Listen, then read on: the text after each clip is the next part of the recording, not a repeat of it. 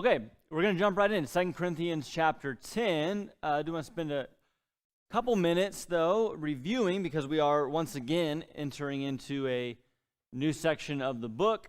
So I just want to recap a tiny bit where we've been. So, 3 basic sections to the book of 2 Corinthians. And chapters 1 to 7, we've called that Paul describes his blank. What is that? What is Paul describing in the first 7 chapters? His ministry. What are you going to say, Robert? Oh, yeah, Robert has the preview slide right next to him, so you can see what the next click brings. So 7 chapters of Paul describing. Remember, we could use a little bit of a stronger word if we wanted to for describes. We could say it also starts with a D-E, it so happens. We could say he's defending his ministry. We'll talk a little bit about that tonight. But basically, for 7 chapters, he is describing his work as a minister of the gospel. And you'll remember, you see it on the screen, some of that is very particular. Paul is talking literally about the places that he's been recently, the people that he has met up with, and the reasons why he has changed his travel plans. We'll come back to that, I think, as well. And what he found out about the Corinthians in his travels as he is headed their way from Macedonia. But most of chapters 1 to 7 is this red italic section here, where Paul is talking more broadly about the nature of the gospel, and therefore about himself as a minister of the gospel. And again, we may have opportunity to return to some of that even tonight. But that's the first 7 chapters, and all of that ends on a fairly positive note as Paul says, hey, we're all in a good place. Titus brought me a good report of how you're doing. He's excited about that. We're excited about that, and thanking God for that news. Then, in the next 2 chapters, over the last 2 weeks, chapters 8 and 9, Paul is encouraging what? Yeah, the giving, the contribution. And who is that contribution for? And yeah, the needy saints in Jerusalem. And Paul is collecting funds from the Gentile churches in Macedonia, that is northern Greece, and Achaia, southern Greece, where Corinth is, so that money can be taken to Judea because there are saints there that are about to fall on hard times. And so Paul is using several different tactics or strategies to encourage the Corinthians to participate in this work. Then, the close of the book, chapters 10 to 13, Paul is finally going to address his opponents, okay? And that's where we are tonight as we start into chapter 10. So, let's begin by reading it. Chapter 10 to 13, there's some, I think, difficult elements to this section. Chapter 10 may be a little bit difficult, especially, I think, maybe compared to chapters 8 and 9 that were a little bit more straightforward. But I believe in you, and I'm confident, especially after our work in the last 2 months of looking at a text, making as many observations as possible, interpreting, asking questions, answering those questions, making connections, and then making applications. I'm going to lean again heavily on you to do that. But let's start by simply reading 2 Corinthians chapter 10, the whole thing, 1 to 18. Now, I, Paul, myself, urge you by the meekness and gentleness of Christ, I who am meek when face to face with you, but bold toward you when absent. I ask that when I am present, I need not be bold with the confidence with which I propose to be courageous against some who regard us as if we walked according to the flesh. For though we walk in the flesh, we do not war according to the flesh. For the weapons of our warfare are not of the flesh, but divinely powerful for the destruction of fortresses. We are destroying speculations and every lofty thing raised against the knowledge of God, and we are taking every thought captive to the obedience of Christ. And we are ready to punish all disobedience whenever your obedience is complete. You are looking at things as they are outwardly. If anyone is confident in himself that he is Christ, let him consider this again within himself, that just as he is Christ, so also are we. For even if I boast somewhat further about our authority, which the Lord gave you for building you up, not for destroying you, I will not be put to shame. For I do not wish to seem as if I would terrify you by my letters, for they say, his letters are weighty and strong, but his personal presence is unimpressive, his speech contemptible. Let such a person consider this, that what we are in word by letters when absent, such persons we are also indeed when present. For we are not bold to class or compare ourselves with some of those who commend themselves, but when they measure themselves by themselves and compare themselves with themselves, they are without understanding. But we will not boast beyond our measure, but within the measure of the sphere which God apportioned to us as a measure, to reach even as far as you. For we are not overextending ourselves, as if we did not reach to you, for we were the first to come even as far as you in the gospel of Christ, not boasting beyond our measure, that is, in other men's labors, but with the hope that as your faith grows, we will be, within our sphere, enlarged even more by you, so as to preach the gospel even to regions beyond you, and not to boast in what has been accomplished in the sphere of another. But he who boasts is to boast in the Lord. For it is not he who commends himself that is approved, but he whom the Lord commends. Okay, setting a timer for 10 minutes here to simply observations. And I actually want to get more specific than that and hold you more tightly in this class to something than what we've done before. I'll tell you when. We'll see how long this goes. But until I say otherwise, you can only ask questions. So what questions do you have about 2 Corinthians 10? I'll write them down. I put a little box in my notes that says questions. I'm going to write them down, and then as we have opportunity, as class goes on, we can hopefully return back to them. What questions do you have regarding 2 Corinthians 10?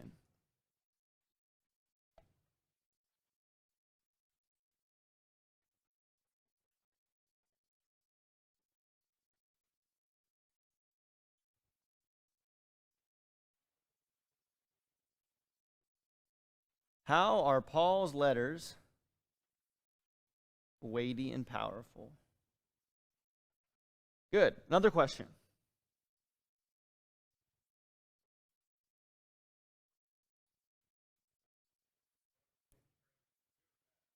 Is boasting good or bad? Albert asks.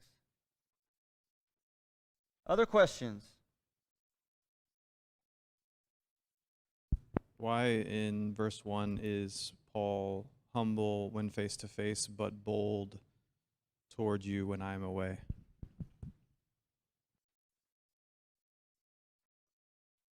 Good. What other questions do you have?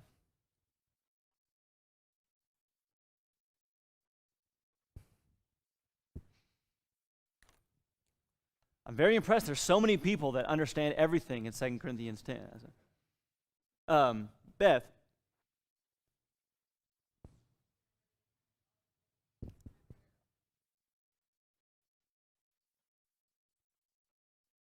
What does it mean in verse 6? The obedience is complete.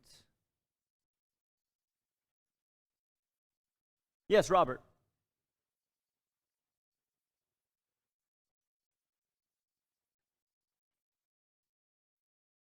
What is the warfare in 3 to 5? Yes, Jim.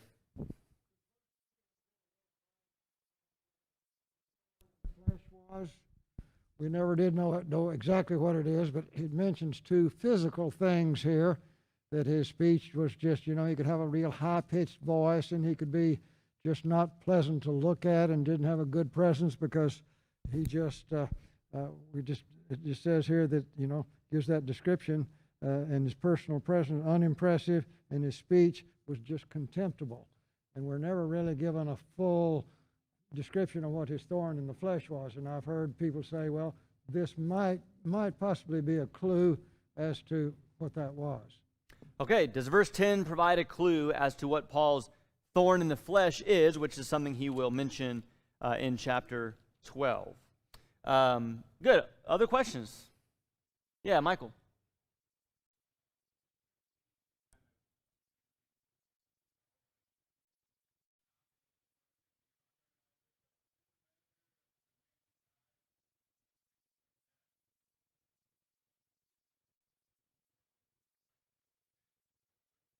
Verse 13. Yeah. Okay. So what does it mean to be boasting within or beyond the measure, according to verse 13?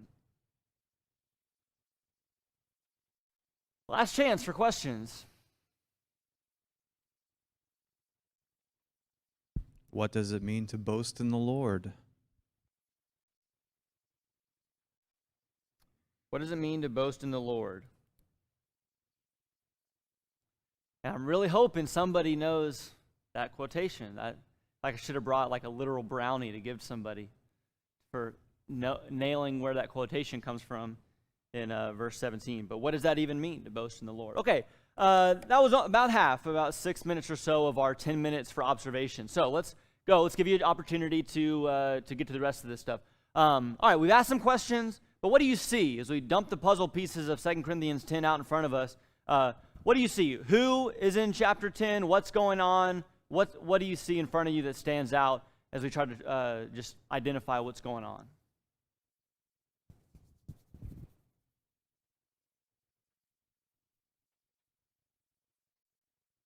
Start with the easy ones again.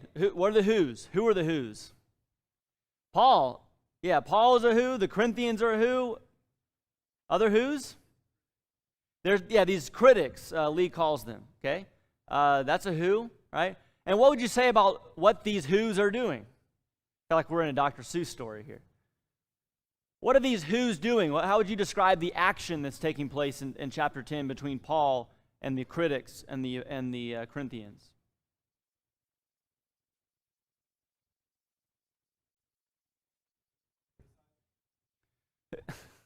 That's what critics do, right, Robert? Is that... So the critics are criticizing, Robert tells us. Okay, that's what you're referring to, right? The critics. Okay. Who are the critics after? Paul. Okay. What else would you say then about the actions taking place between these parties here? So Paul is defending, Terry says, which we would maybe see as making sense. If the critics are criticizing, then Paul defends. Okay, Albert, what do you see? There's a question of authority. Albert says Paul is being accused of overextending that authority.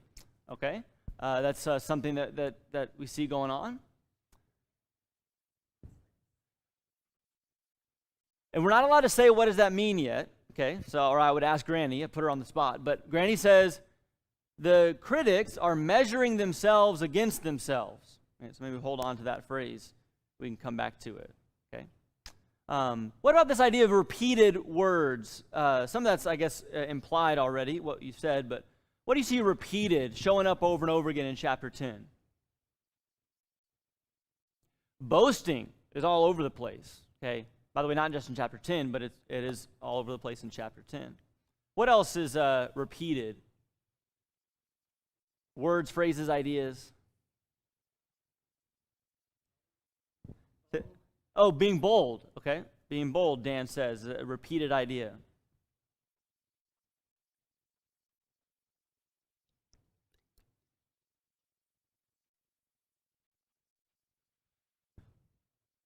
Other repeated things? I think the idea of authority, who has what authority, both sides think differently on that. Okay, authority. And authority shows up on both sides of the issue. Perhaps we would say the same thing about boasting, shows up in kind of both sides, which I think is the reason why Albert asked this question, is boasting good or bad, right? Because it's used maybe in multiple contexts or in both ways here. Okay, so just to lay it out, a couple minutes left here before we move on to answering some of these questions, and The idea of destroying comes up, and actually, let's put a star by that, and maybe come back to that as well. I think there's an interesting repetition of the word destroy or destruction, depending on your translation. But Paul comes out of the gate, answering his critics. We've already said that, okay, and he does so relating to one of our questions. What does Paul say he's engaged in as he responds to his critics? What does he call that? He calls it warfare. What kind of warfare? Spiritual warfare. Okay. So Paul comes out of the gate defending himself. He says that's engaging in spiritual warfare. He is referring, as Albert pointed us to this question of authority. Okay. He is answering, or at least responding to, again, these are the questions y'all asked, responding to these statements about his letters, okay, being weighty, and his weighty letters are contrasted with what? And well, how is he in person, Michael? Meek, or I almost made meek and gentle, okay. So he responds to that, okay. He talks some about his critics. They are measuring themselves against themselves. And he talks about boasting, both in, we would say, a negative way to some degree, and in a positive way to some degree, and ends by talking about this idea of boasting in the Lord. So that's all. That's what we see in 2 Corinthians chapter 10. So let's try to put some of this together, and let's start by see if we can answer some of our questions here. Okay, what do we want to start with here?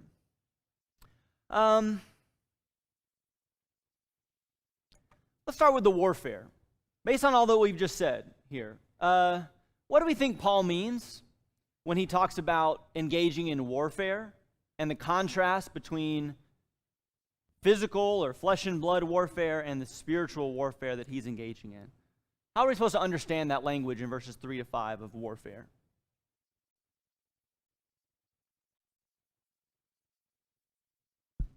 I mean, I think he's pointing out that the things that he's saying to them is not to wage war against them in a physical sense and to cause them harm and to be distraught. It's because there's a war going on against the spirit, and he's involved in this warfare for their spiritual well-being. Yeah, Michael, keep going with that. I was thinking he's trying to say that, he says, his weapons are divinely powerful, that they destroy for the destruction of fortresses. He's saying that God is backing him, like he's trying to accomplish what Christ would have him accomplish. I think that's like what he's really trying to get at, and so he's going to do what God needs him to do for the Corinthian church. So I hear in Ian's comment and Michael's comment, I'll reverse them. I'll start with Michael. Michael talks some about like what's behind Paul, right? The power behind this warfare, and it is divine. It is of God. He is trying to accomplish the will of God. What Ian describes is the goal of this type of warfare, which is the benefit, the spiritual benefit of the Corinthians, okay? So that's two pieces of it. It's of God, so that's the origin, the source, the motivation, whatever. The goal, the mission, is the spiritual well-being of the Corinthians. What about the in-between? What about the mechanism? What about the mean? What is Paul literally doing in engaging in this war? We can imagine what he would be doing in a physical warfare, picking up a sword and hacking somebody, okay?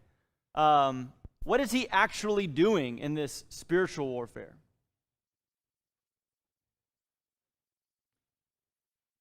He's presenting God's truth. You say verse 10, Robert. What are you highlighting here? So in his letters, so he's presenting truth. So what the pen is mightier than the sword. Maybe that's he's literally writing these things, presenting truth. Okay, I think we can get a little bit more specific than that. Presenting truth what maybe more specific to what Paul's doing in this chapter especially, or specifically. What's he doing here? Yeah, Beth? Destroying arguments and arrogance, and we're taking every thought captive to the obedience of Christ. Okay, answering arguments, okay, addressing thoughts, lofty ideas, okay, to take them captive, right? There's more here. This is, Beth and I keep talking about this in 2 Corinthians. Pick any one verse in 2 Corinthians, you read it, you're like, I think I know what that means, but then you can just think like deeper and chew on it and more and more and more. This idea of taking every thought captive, destroying strongholds and lofty arguments for the sake of, I mean, it's cool stuff, okay? We could talk about for a long time. But that's what he's doing, he's answering arguments, okay? Now, so I forget who, I should have written down who asked that. I think that was Robert. Are we satisfied with the warfare? Maybe? That's, okay. But let's get specifically, what are the arguments? This goes back to the question about authority and answering some of the charges that were made against him. So Paul's authority is under attack, all right? Let's get to this idea because a couple questions addressed it. What is going on with this idea that Paul is being criticized for having strong letters and a weak appearance? What is this about? What is that charge? What is that accusation? What is that argument that's being leveled against Paul? What's that all about? It sounds like they're trying to, they're discrediting him in some way. You're saying all these great and mighty things, but you're not here in the trenches doing the work, giving us an example of all these things. We don't get to see it. So one side of the question is, what does it mean? I think actually the question was, what does it mean that Paul's letters are weighty? What would you say if someone asked you, what does it mean that Paul's letters are weighty?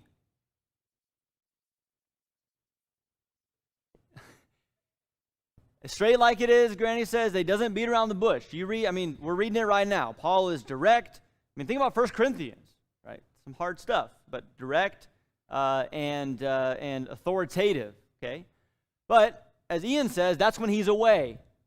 When he's there, we don't have all the answers about this, but apparently he was open to criticism that he wasn't as strong and forceful for whatever reason. As his letters made it out to be. Robert, what do you want to say more about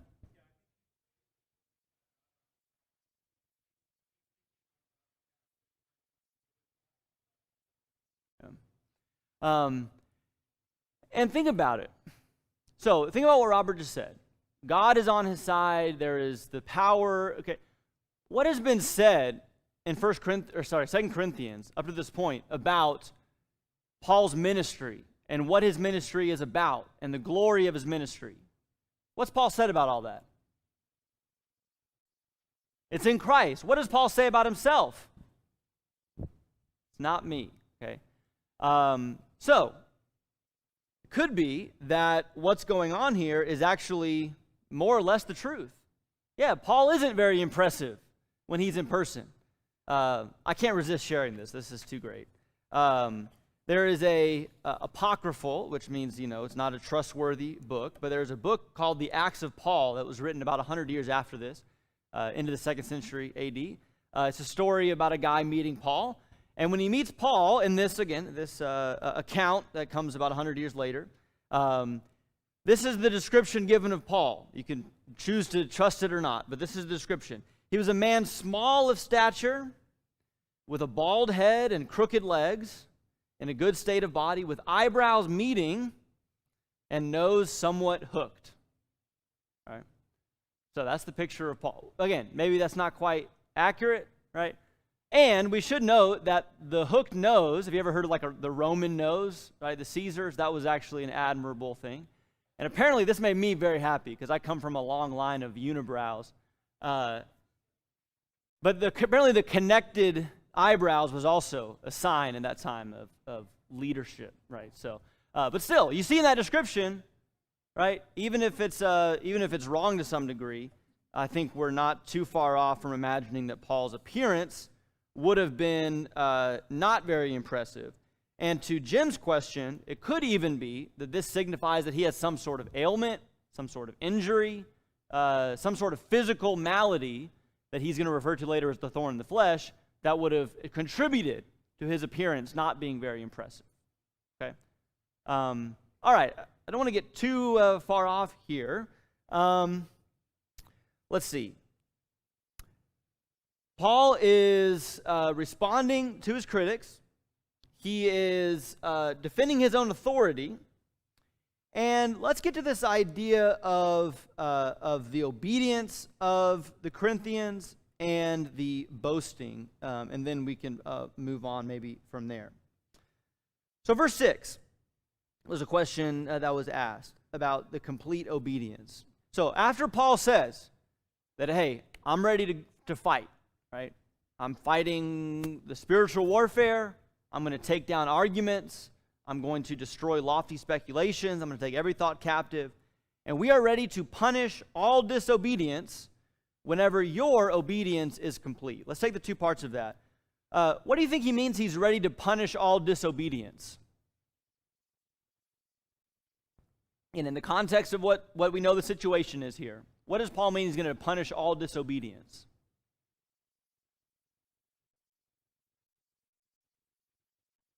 Yeah, Michael, take a shot at that. Maybe he means he wants to remove all disobedience to Christ from the church. Okay, which would imply what about the church?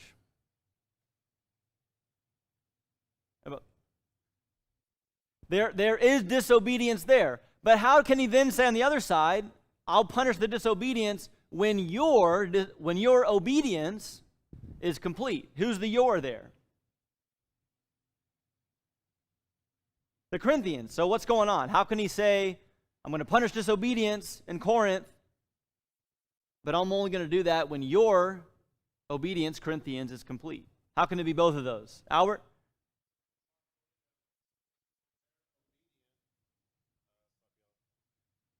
When they're obedient, those who have been promoting error, sin, false teaching, their disobedience will be punished.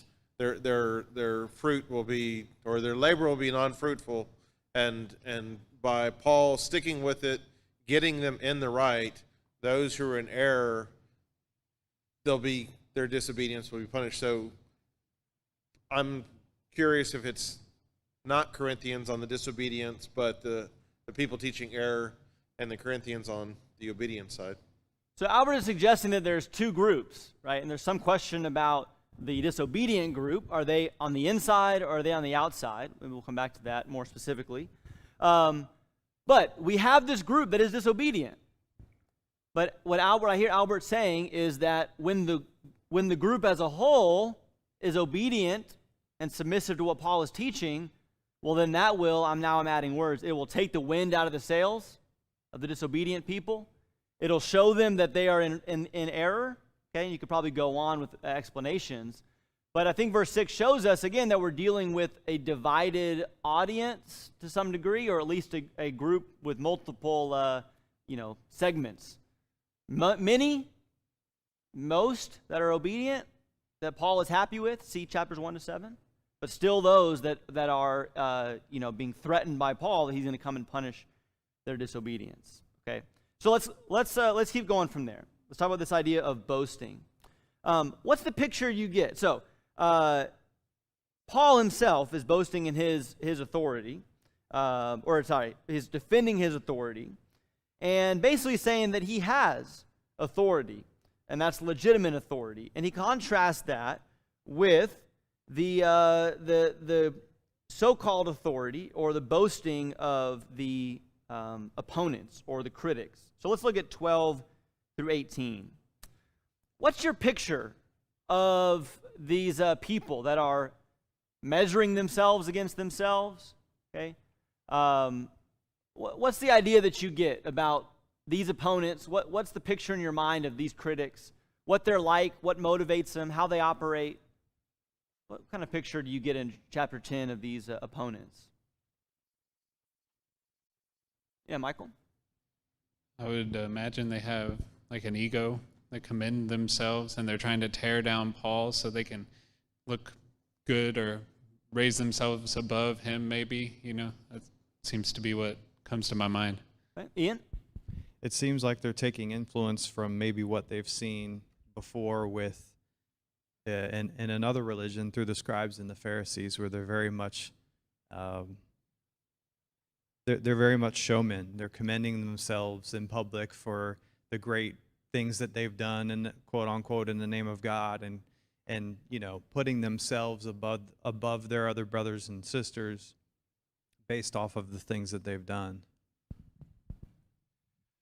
So we see a competitive spirit here. This is what I'm hearing from Ian and Michael. Competitive spirit. They are ego-driven. It's about them. Okay. And Ian actually makes an interesting reference to what might be the root of this, or a connection here, back to the opponents that Jesus had in the Gospels, the scribes and the Pharisees. So keep that in your mind as well. With that picture in your head, does it make sense why they would criticize Paul in the way they were criticizing him? Because what's important to them? Power. What does Paul not have, apparently, in their mind? Power. What is Paul saying he has, ironically? Power, real power. Not the power of eloquent words or worldly philosophy, but the spiritual power. Exactly right, Dan. The divine power to overthrow strongholds in every lofty opinion. Okay, so is boasting good or bad? That was a question that Albert asked. What do you think?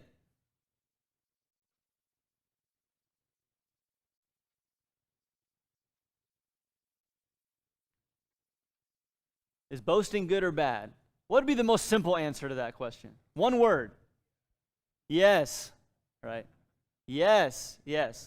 So there's both, because Paul uses it both ways here. I think we've seen our description of the opponents. Bad boasting. But let's get to these last two questions here that you asked about boasting in measure and boasting in the Lord. What do you think Paul's getting at in verse 13? Because this would be an appropriate way of boasting, perhaps, or Paul is, I think, not in the wrong here.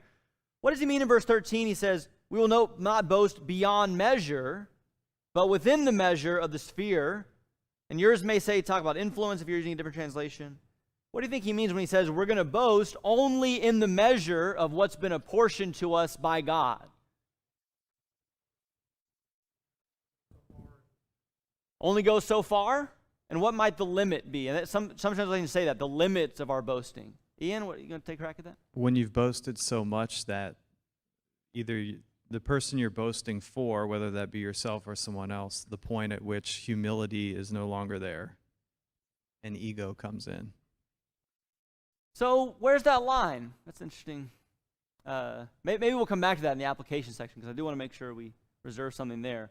But for Paul, he says, I'm only going to boast within measure. Now, notice in that section, there's a lot of stuff about preaching the gospel or laboring where other people have labored or where other people haven't labored.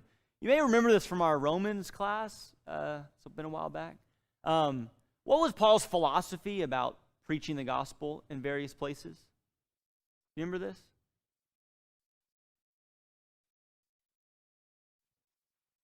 Well, yes, yeah. There's a lot of stuff you could say. Remember that Paul had a philosophy. You can go look this up in Romans 15, and it's alluded to here. Paul had a philosophy that he was going to preach the gospel where other people had not preached it yet. Okay, that was his thing. Okay, to preach where other people had not laid any foundation. He was going to be the one going around laying all the foundations. Okay, and he seems to be referring to that here, because one of those places where Paul laid the foundation was, to our discussion here, Corinth. Okay, and I think you could remember back to chapter 3. Remember when Paul said, look, I'm not commending myself to you, because where does Paul say is the strongest proof of his commendation? Chapter 3. Where is the letter of recommendation for Paul? It's in the Corinthians' hearts. Exactly right, Dan. It's in their lives. The fact that they are who they are is a credit to Paul. I think he's kind of coming back to that idea here to say he'll boast, but within measure, within limit, according to what he has done, the work that he is, and not beyond that. Okay, And specifically in this context, his work is the Corinthians. Their hearts, their growth, their faith, that's what Paul boasts in, is them and their progress in the faith. And then our final question, sorry, Robert, I did see you. I'm not just, faking like I didn't. But ultimately, though, he says in verse 17, he who boasts in the Lord. By the way, this is the brownie points question. Where's that a quote from? Let him who boast in Jeremiah chapter 9. Remember, Jeremiah chapter 9 is the most important verse in all of 1 Corinthians. Don't forget that. Jeremiah 9, 30 and 31, the most important verse in all of 1 Corinthians. So we talked about it then. But he comes back to it here. What does it mean to boast in the Lord?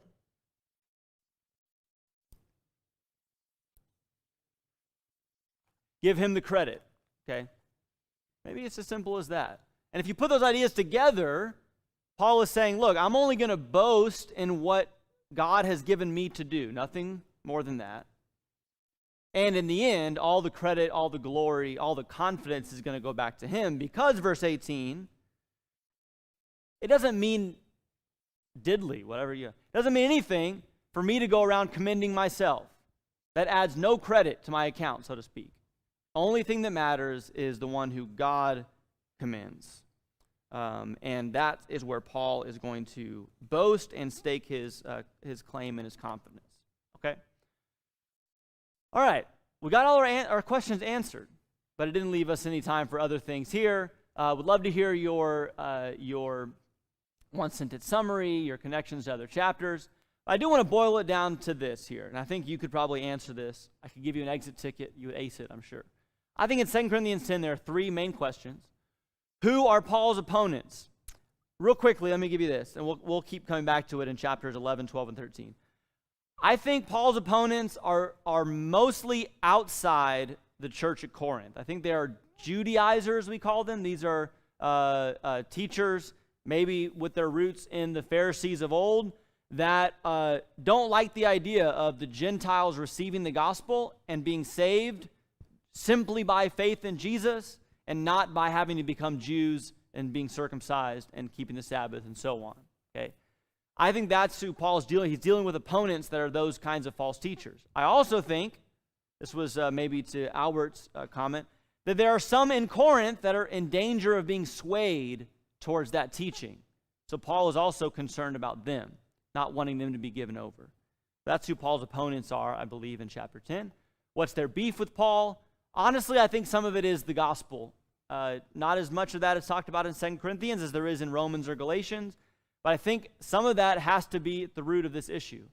They don't like the fact that Paul is going around saying that Gentiles can just come into the kingdom without becoming Jews.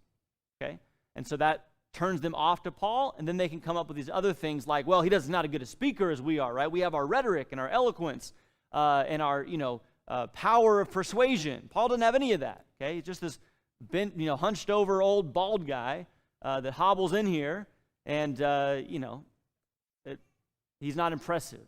Okay, and so they have that kind of beef. And then they, as you remember, other parts of 2 Corinthians come up with other things to pick on him. His travel plans change. He's not faithful to his word.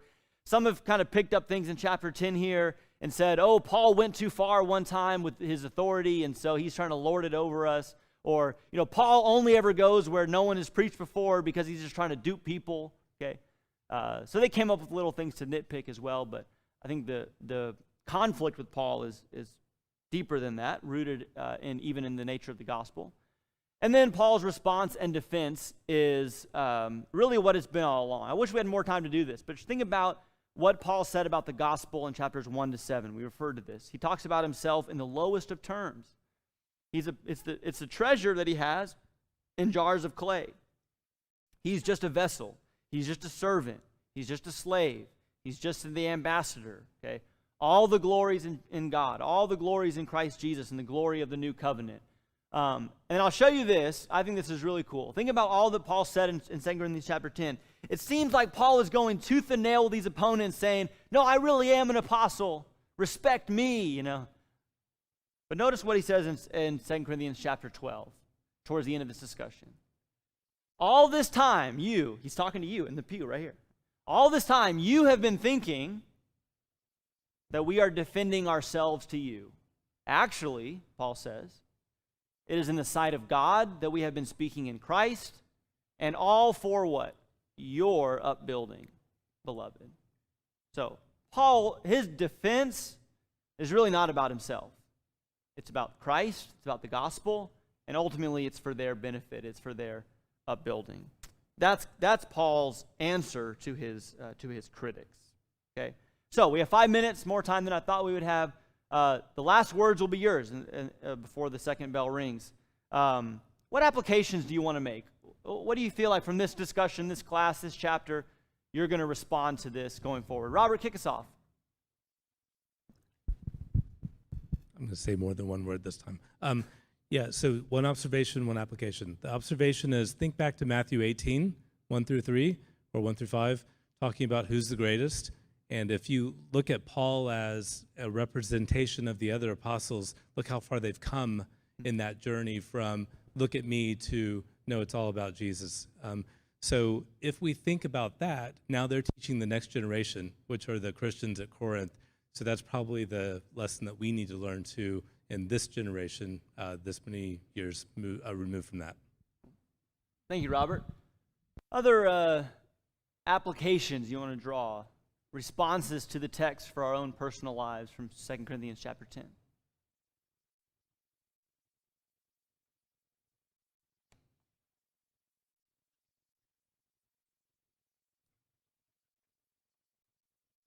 Albert, what you got?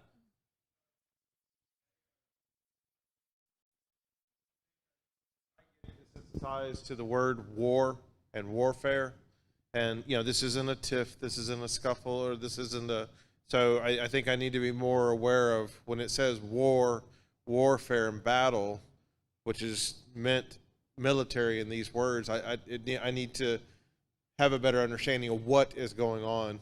Paul, and being meekly and all that, he spoke up quite comfortably to Peter, and he had an opinion about which apostles would or what disciples would go with him on traveling. So I can't get caught up in believing the argument from these outsiders that I feel that are outsiders. And then also I think about the outsiders and what is important to them. They are still waiting for the Christ, and they have to refuse. And to this day, they're still looking to do that. So they're having to destroy, and they can't let this get a foothold. They can't let this get diluted. And so that's why I feel like there's so much, aggressiveness on their side. And I just really think in regards to Paul and his authority and extending it, I feel like that's possibly part of the argument of going, well, what's the structure of your organization? Why does he get to come and go from town to town and speak? So they're throwing stumbling blocks that people are going, that is a good question. So there's a lot that I've pulled from the chapter. Well, thank you, Albert. Yeah, Ian. I kind of pull away from this particular chapter what I pull away a lot from Paul, which is just his imperfections. That, like all of us here, we are not going to do things perfectly. And in his case, where he's laying this foundation in Corinth and he's teaching people the gospel and he's leaving to continue to go do that and having to deal with fallout and people being disobedient. And he chose to write a letter, but he could have chose to go back and be there face to face. And maybe that comment they made about him not being here to show his authority, to show his wisdom of the gospel, maybe that would have played out a little bit differently. So I'm not saying it should have played out differently, but for me, I can look at that scenario and say, okay, well, if I'm going to be there for someone who's a babe in Christ, maybe I can think about this story and try and make a little more effort to be there in person and to be an example for them in their life, not just from a distance. Cool. Thank you, Ian. All right, I think we're done. So I think tonight lays a good groundwork for going into, we're staying with this, with the opponents and Paul addressing his critics and all of that. So carry that into chapter 11 for next week. Thank you all for your good questions and good contributions in tonight's class. as always.